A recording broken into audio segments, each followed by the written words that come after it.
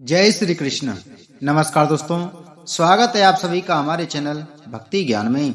दोस्तों, आज मैं आपको धर्म राज्य की कहानी सुना रहा हूँ। एक शहर में एक बहुत ही बुजुर्ग महिला रहती थी। वह महिला सभी से मिलजुल कर रहा करती थी और उस बुजुर्ग महिला ने अपने पूरे जीवन में हर भगवान की आराधना और बहुत सारा दान और दक्षिणा कर रखा था। एक दिन अचानक से उस बुजुर्ग महिला की तबीयत खराब हो जाने के कारण उसका निधन हो गया। तभी उस बुजुर्ग महिला के लड़के और उसकी पत्नी ने अपनी मां का अंतिम संस्कार बहुत अच्छे से किया। तभी उस बुजुर्ग महिला के निधन के बाद यमराज ने अपने दो सेवकों को नीचे भेजा कि जाओ तुम उस बुजुर्ग महिला को ले आओ। जैसे ही यमराज के सेवक उस बुजुर्ग महिला को लेने के लिए आए तो वह बुजुर्ग महिला उनके साथ जाने लगी। थोड़ी दूर चलने के पश्चात रास्ते में एक बहुत ही गहरी नदी मिली। जहां पहुंचकर यमराज के सेवकों ने उस बुजुर्ग महिला से कहा कि क्या तुमने अपने जीवन में कभी भी गौदान किया हुआ है? तब वह बुजुर्ग महिला सच्चे मन से गाय का ध्यान करने लगी। तभी वहां पर अचानक से एक गाय प्रकट हो गई, जिसकी पूंछ पकड़कर वह बुजुर्ग महिला उस नदी को पार करने लगी। फिर थोड़ी दूर आगे चलने के पश्चात रास्ते में बहुत सारे काले कुत्ते आ गए, जिनको देखकर यमराज के सेवक उस बुजुर्ग महिला से कहने लगे कि क्या तुमने अपने जीवन में कुत्तों को दान किया है? तब वह बुजुर्ग महिला एक बार फिर से सच्चे मन से कुत्तों का आह्वान करने लगी।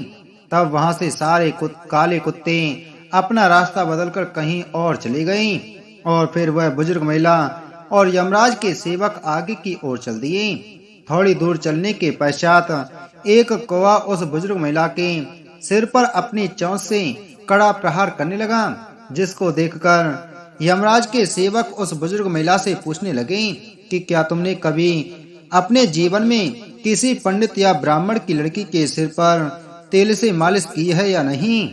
तभी वह बुजुर्ग महिला यमराज के सेवकों की बात सुनकर ब्राह्मण की बेटी का सच्चे मन से आह्वान करने लगी। इसके बाद उस कौवे ने उस बुजुर्ग महिला के सिर पर अपनी चोंच से कड़ा प्रहार करना बंद कर दिया और वहां से चला गया।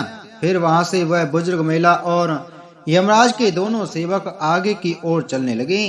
थोड़ी दूर चलने के पश्चात जब वह बुजुर्ग महिला और यमराज के दोनों सेवक आगे की ओर बढ़ने लगे तो उस बुजुर्ग महिला के पैरों में कांटे चुभने लगे, जिसके बाद यमराज के सेवकों ने कहा कि क्या तुमने कभी भी अपने जीवन में खड़ाऊ दान किए हैं? जिसके बाद वह बुजुर्ग महिला उनसे यह बात सुनकर खड़ाऊ का आह्वान करने लगी।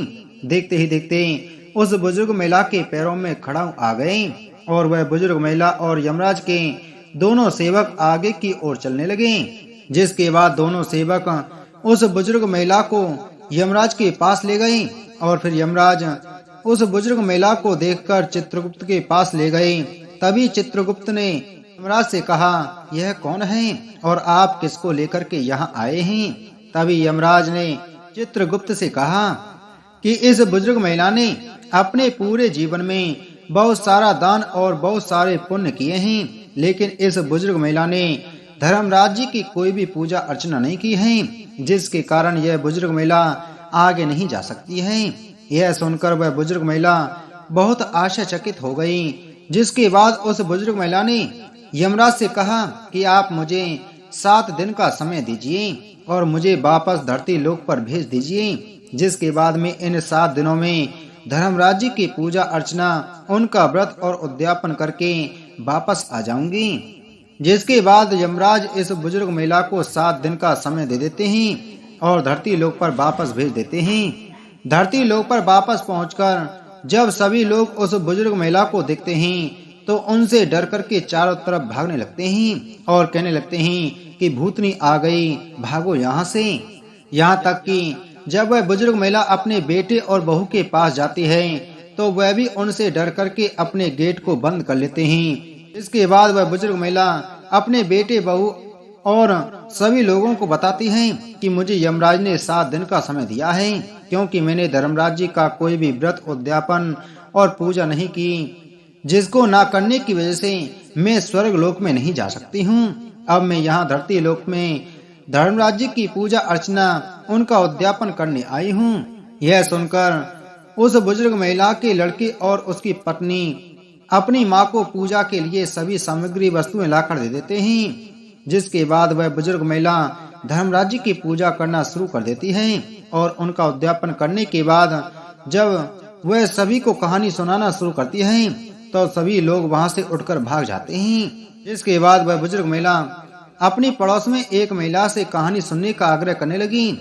और वह महिला कहानी सुनने को तैयार हो गई। जिसके बाद वह बुजुर्ग महिला उसको पूरी कहानी सुना देती है और पूजा अर्चना के बाद 7 दिन के बाद धर्मराज उस बुजुर्ग महिला से प्रसन्न होकर उसको स्वर्ग में आने के लिए अपना विमान नीचे धरती लोक पर भेज देते हैं।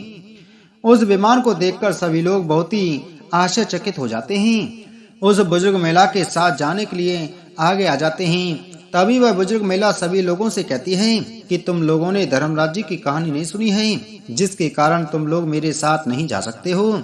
मेरे साथ सिर्फ यह मेरी पड़ोस की साथी ही जा सकती है, क्योंकि इसने पूरी कहानी बैठकर सुनी थी। जिसके बाद सभी लोग उस बुजुर्ग महिला से कहानी सुनने के लिए निवेदन करने लगे और तभी वह बुजुर्ग महिला सभी को कहानी सुना देती है। जिसके बाद सभी लोग उस विमान में बैठकर स्वर्ग लोक पहुंच जाते हैं। स्वर्ग लोक में सभी लोगों को देखकर धर्मराज कहते हैं कि मैंने तो सिर्फ इस बुजुर्ग महिला के लिए विमान भेजा था, यहाँ पर तुम लोग कैसे आ गए।